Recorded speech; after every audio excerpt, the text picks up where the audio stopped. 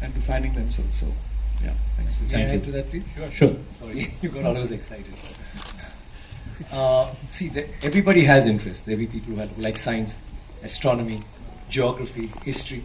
But I think the most important thing is history. As children, all of us have listened to stories of the past. Whether it's Chandamama. You have Chandamama in Hindi? Yes. All those are stories we hear. We've been told stories about the past, about kings, we've had such an illustrious past. Just a small thing that I want to bring to your notice. We all talk about the pyramids and how could they have possibly built it? How did they do it so many years ago?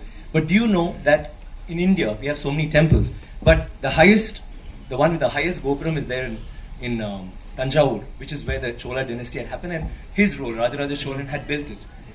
That particular temple has the highest Gopuram in the whole world. The top stone alone, it's a single stone that weighs 80 tons. 80 tons, not 1 ton or 2 tons. And how did they do it? But do we know that? We all go to the pyramids, we go see the Leaning Tower of Pisa. Someone said something very nicely. He said, we are actually appreciating a building that doesn't stand.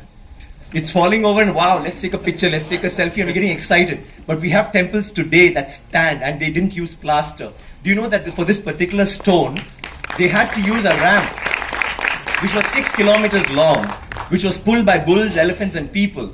6 kilometers long to get it up there, without any machinery, without any cranes, without anything.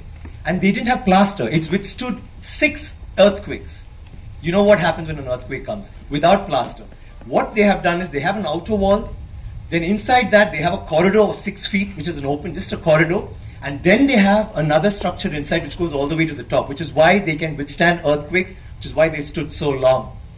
So these are all things that we need to know about. This particular king has built 5,000 dams in his time, and he's made a water management ministry in that time. He's had elections for the village leaders. He's asked them to name cities after women. Why should it only be men? Why can't it be named after a queen?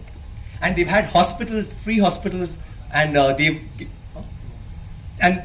he actually brought loans. I mean, he used to give loans. He used to help people get dignity, not just throw money around. So this is something that's so illustrious. And this happened in the 9th century. I'm sorry I'm taking so much time. It happened in the 9th century when the rest of the world, you talk about superpowers today.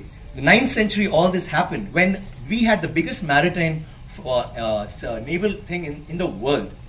And it went all the way to Bali, all the way to Malaysia, and went till we sent emissaries to China.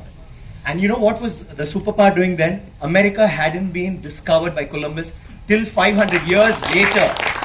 So think about our culture, think about how advanced we were. We need to be proud of this. It's nothing to do with North India, South India, West India, East. It is, we are Indians. And we need to feel proud about that.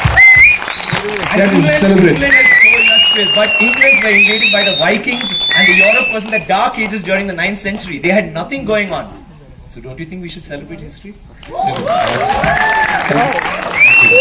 water, please.